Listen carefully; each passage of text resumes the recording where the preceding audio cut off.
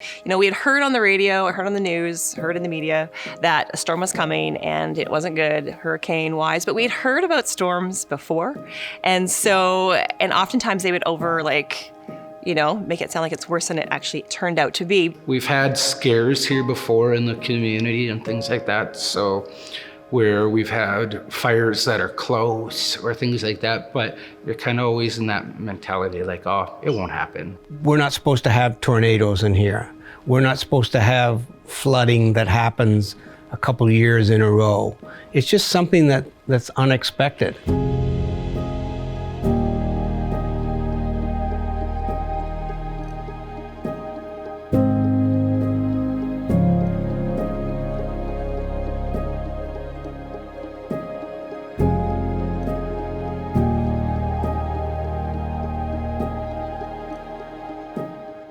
Soup kitchen, we walked out and you could see the fire on the horizon, and we were watching it and we're like, oh, I better turn my radio back on. And then as we drove, there was like a house on fire on our left in the downtown, and then what was happening in Abasand and Beacon Hill, which are the communities that are most impacted by the fire, I think. And you saw them burning, and then just vehicles everywhere. It turned very, very quickly and was quite abrupt and shocking for the community and for us.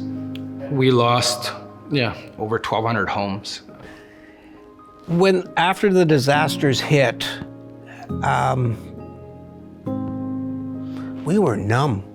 And so whether it was the tornadoes or whether it was the flooding, when you're not right in that space, you don't know how bad it is. Soon after Samaritan's Purse came to town, like the disaster for the tornado struck on Friday, they came to town on Saturday. We did a lay of the land on Sunday, and it was overwhelming, absolutely overwhelming. We've never seen anything like this before. So it was tough to imagine how significant these events were. It was tough to see the magnitude of it. The front door, which normally doesn't have this issue, the water was coming, blowing underneath. And then the window frames, water was coming in there as well, just because of the intensity of the wind. I don't know the best word, if it's surprising, but it was shocking to see the trees. They were huge, massive trees with these huge, massive root systems. And you don't think that they're gonna just topple. And so then thinking about that, and then thinking about the damage that can do to a house, what that could do to a person. And so there was just this awe of oh my goodness, the nature around us. When there's a disaster, there's just a lot of damage that can be done, and a lot of people and things that can be harmed and hurt. And so it really did kind of wake me up and wake up my senses to the impact of a disaster and the need to actually have a plan. Yeah, we thought we were prepared, and we thought we can help our community. The church needs to be the response, and we can help with the cleanup and all those kinds of things. We can do this. And then 2 days later, we're no, there's no way that we can. We have our own stuff to deal with. So we were really ill-equipped to be that response. And driving around, it was completely overwhelming. So based on that, we didn't know what to do, but that's where Samaritan's Purse really kicked in. To actually connect with them, and then to know that they wanted to come and that they were going to be bringing volunteers from across Canada and North America to help first respond to this disaster, which even at that point I was still, unpacking how big and how broad it was across the island. And so I was man, it's just angels have arrived on site and who really want to make a difference and work with us to help support our community. So there was an amazing feeling. We needed some guidance to find out, how we could serve. And we had quickly determined that our best way to serve would be to mobilize volunteers, to mobilize our staff, to assist Samaritan's Purse in their help with the cleanup effort in the community. And the neat thing was those volunteers came forward from our church community, from other churches in the area, from the businesses in the local area, from the government, from different departments. People just came forward and said, look, we'd like to help out. And Samaritan's Purse was able to mobilize those teams, tell them exactly how they could contribute and how to go about it. I guess there was a surprise, but it was also shocking how prepared they were. So the team that was here working with us at that time was phenomenal. And they knew what they were doing, and they were super good at it. The beautiful thing for us being like the host church is that people came here and they saw us working with Samaritan's Purse, and it's just that connecting point for a church to be a response. Such a unique experience to be that hub and to really, that's why they call them lighthouse churches, because they're lighthouses in the community to allow for people to come and then be sent out to impact the community. Samaritan's Purse assisted us in a couple ways, really. I mean, there was the physical piece, but there was also the spiritual and emotional piece, and they literally helped us understand what it is to be a lighthouse in the middle of a disaster. To watch what they did and to have them come in, and they didn't just come in to like take over and say this is how it's done. They really, their heart is to partner with. That's what we saw right away, is how can we work with you? How can we support what you're already doing, and how can we make it easier for you? I think for us as a church, that's something that we want like everybody to know, is that at first we thought like, oh no, are they gonna come in and step on our toes? And is this gonna be an awkward dance trying to work with these guys? And they came in and they served us. It was a joy and a phenomenal experience to have them with us both times. Samaritan's Purse comes on site very well equipped, not only with the personnel, but with the equipment that they have. And they all have a heart to serve. They want to be engaged with us. They don't want to come in and take over. They want to help.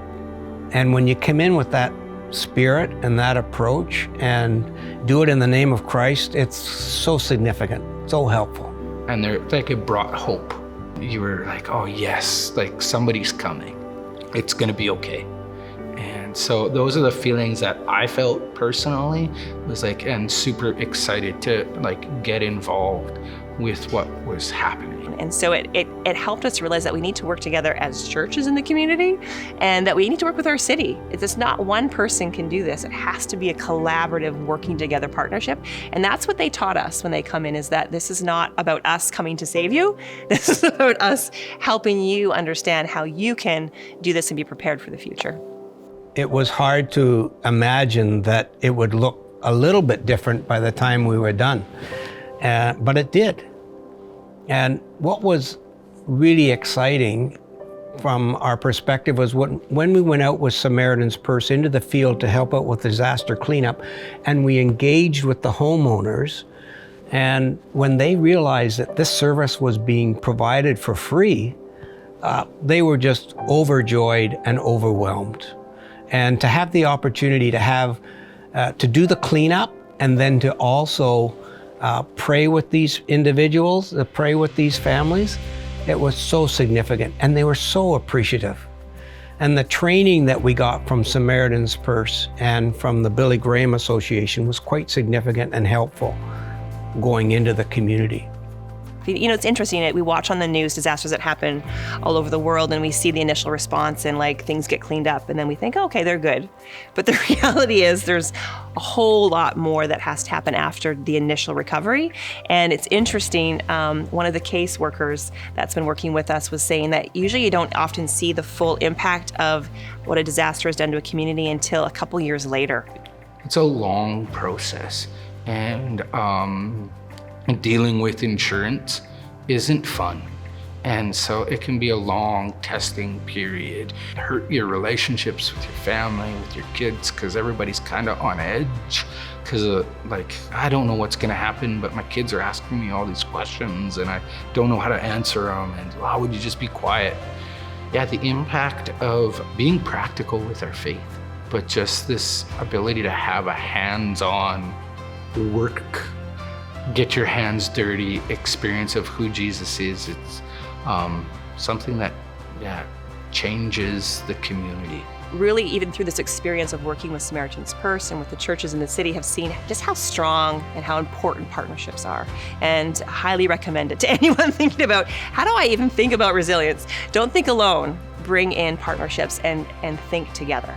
And then because of that partnership, when the flood happened here, we were able to work together again.